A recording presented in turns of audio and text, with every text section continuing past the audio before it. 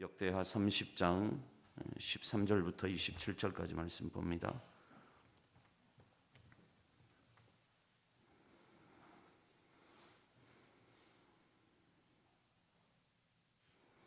역대하 30장 13절부터 27절 교독하겠습니다. 둘째 달에 백성이 무교절을 지키려 하여 예루살렘에 많이 모이니 매우 큰 모임이라.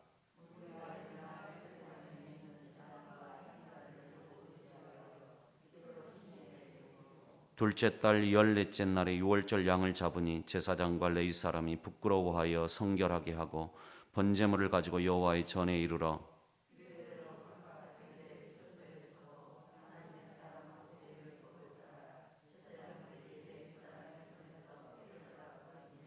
회중 가운데 많은 사람이 자신들을 성결하게 하지 못하였으므로 레위 사람들이 모든 부정한 사람을 위하여 유월절 양을 잡아 그들로 여호와 앞에서 성결하게 하였으나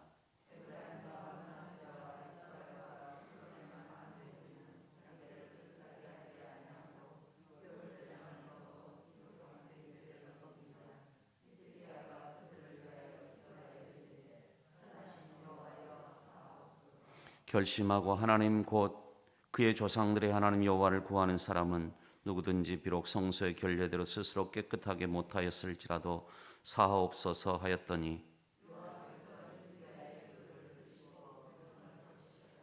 예루살렘에 모인 이스라엘 자손이 크게 즐거워하며 7일 동안 무교절을 지켰고 레위 사람들과 제사장들은 날마다 여호와를 칭송하며 큰 소리 나는 악기를 울려 여호와를 찬양하였으며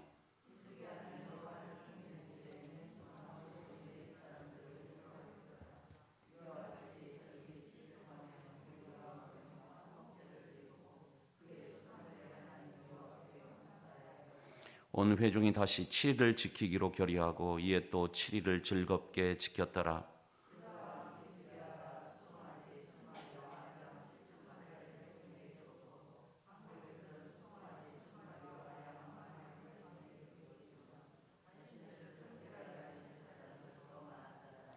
유다 온 회중과 제사장들과 레위 사람들과 이스라엘에서 온 모든 회중과 이스라엘 땅에서 나온 나그네들과 유다에 사는 나그네들이 다 즐거워하였으므로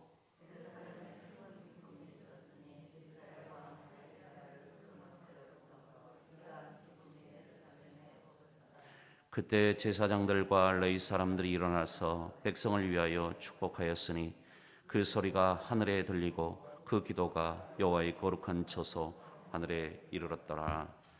아멘. 유월절을 지키게 됩니다. 오늘 본문에 보면 무교절과 유월절이라고 하는 그런 단어들이 같이 혼용돼서 쓰고 있습니다. 성경에 보면 유월절 또는 무교절이 어쩔 때는 구분되어 쓰기도 하고 어쩐 때는 막 혼합되어서 쓰이기도 합니다. 둘은 같은 절기로 인식되기도 하지만 또 명확하게 구분하면 구분해 볼 수도 있겠다 생각이 듭니다. 우선 유월절은 날짜가 며칠이죠? 1월 14일. 1월 14일. 이 유월절이 기념하는 것은 그거잖아요. 마지막 장자재앙 때 이 장자재앙으로부터 우리 백성들, 이스라엘 백성들을 지켜주신 것에 대해서 감사하는 하나님의 구원을 노래하는 그런 절기가 유월절입니다. 무교절은 언제죠? 무교절은 1월 15일부터 21일까지 7일 동안 지키는 절기입니다. 무교절은 누룩 없는 빵을 먹잖아요. 왜 누룩 없는 빵을 먹는가? 어떤 그 이스라엘 백성들이 출애굽하면서 경험했던 그 긴급함 그리고 그 고난의 세월 이런 것들을 상징하는 그런 절기입니다. 오늘은 유월절을 지키면서 그들에게 있었던 일들을 기록하고 있습니다. 자, 14절 말씀을 보겠습니다. 무리가 일어나 예루살렘에 있는 제단과 향단들을 모두 제거하여 기드론 시내에 던지고 자, 그들이 유월절을 지키기 앞서서 무엇을 먼저 했는가 하면 예루살렘에 있었던 제단과 향단들을 다 제거해서 기드론 시내가에다가 던져버렸다. 여러분 여기에 나오는 이 제단과 향단들은 언제 만들어졌는가 하면 아하스 왕 때 만들어졌어요. 아하스가 예루살렘 온 땅에다 곳곳에다가 이런 제단과 향단, 우상을 섬기는 이런 것들을 만들어 놨거든요. 그런데 이제 그 모든 것들을 이제 제거합니다. 어쩌면 히스기야와 백성들은 자기 조상들의 죄에 대한 부끄러움을 느꼈던 것 같습니다. 우리 아버지가, 우리 조상들이 예루살렘 곳곳에다가 구석구석에다 우상을 만들어 놓고 사람들로 하여금 이것을 지키게 했던 그 부끄러움을 우리가 고백합니다. 그 죄에 대한 부끄러움을 지금 그들이 고백하고 있는 것이죠. 15절에 보면 이런 말씀이 있습니다. 둘째 달 14째 날에 유월절 양을 잡으니 제사장과 레위 사람이 부끄러워하여 성결하게 하고. 자, 누가 부끄러워했다고요? 제사장과 레위 사람이 부끄러워했다. 왜 부끄러워했을까요?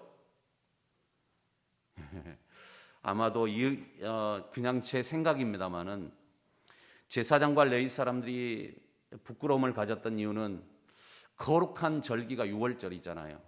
이 거룩한 절기 유월절을, 그리고 자기네들이 손수 제물을 잡고 하는 일들을 감당하기 때문에 이 거룩한 유월절 절기를 지키기에는 우리는 너무나도 하나님 앞에 더러운 존재구나, 부족한 존재구나 하는 것을 깨달았던 것 같습니다. 자기의 죄에 대한 어떤 것들을 생각해서 부끄러움을 느낀 것이죠. 그래서 부끄러움을 느끼니까 성결하게 하고 그들을 정결케 한 다음에 이 봉사사역에 쓰임받게 하는 것을 우리가 보게 됩니다. 여러분, 죄에 대한 가장 심각한 증세가 있습니다. 그것은 뭔가 하면 부끄러움을 모른다는 거예요. 여러분, 우리가 죄에 대한 부끄러움을 모르게 되면 회개할 수도 없습니다. 그리고 왜 사람이 자기 어떤 것에 대한 부끄러움을 모른가 하면 자기 합리화를 저는 너무 잘하기 때문이라고 생각해요.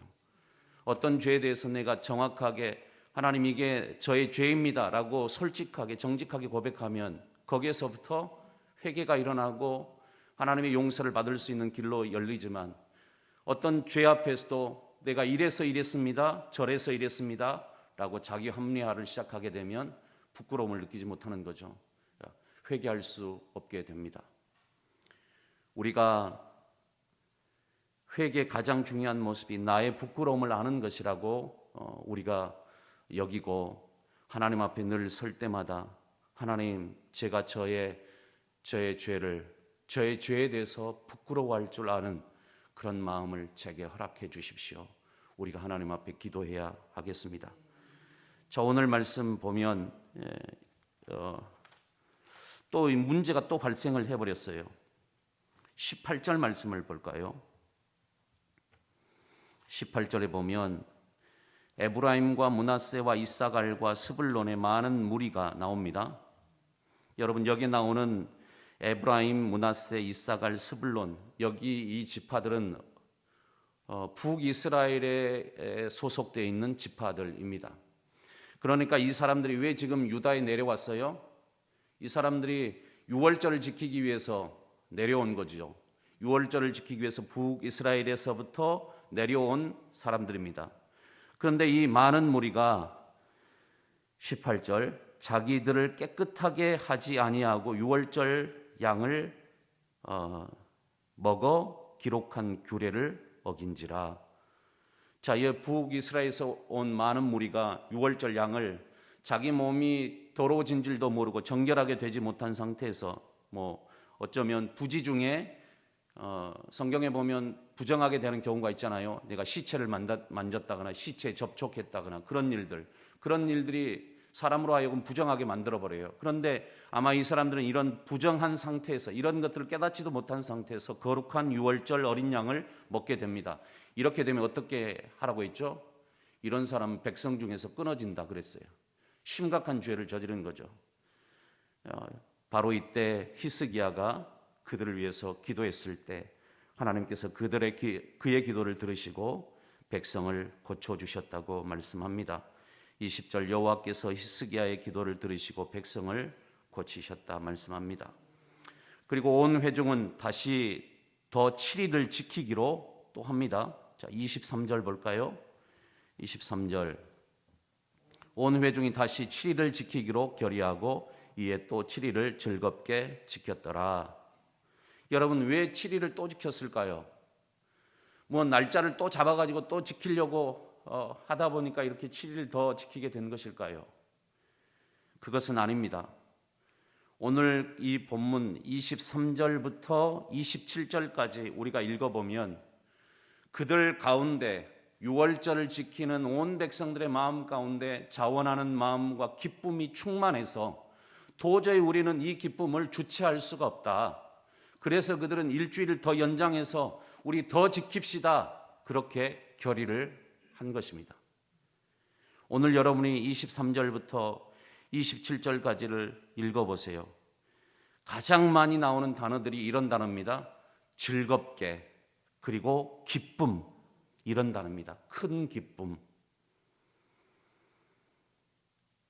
교회가 무엇인가를 우리들에게 보여주는 것 같습니다. 교회는 어떤 곳인가 하면 교회는 기쁨이 있는 곳이어야 되겠죠.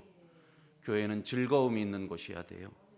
세상 어디에서도 만날 수 없는 기쁨이 있는 곳, 바로 그것이 교회가 되어야 될 줄로 믿습니다. 예배가 기쁨이 되고 축복이 기쁨이 되고 오늘 내가 드리는 이 기도가 하나님께서 계시는 저 천국, 저 하늘 처소에서 응답받는다라고 하는 그런 기쁨을 가지고 우리가 신앙생활을 해야 되겠습니다. 신앙생활이 기쁨이 되고 목회가 기쁨이 돼야 되겠죠. 우리의 마음이 참 많이 힘든 시기를 우리가 지금 살고 있습니다. 우리의 마음이 많이 힘들고 아프고 어려운 때를 우리가 지나고 있는데 오늘 하나님께서 우리 마음 가운데 기쁨이 충만할 수 있기를, 우리 마음 가운데 주님이 주시는 평안 가운데 늘 거할 수 있기를 간절히 축복합니다.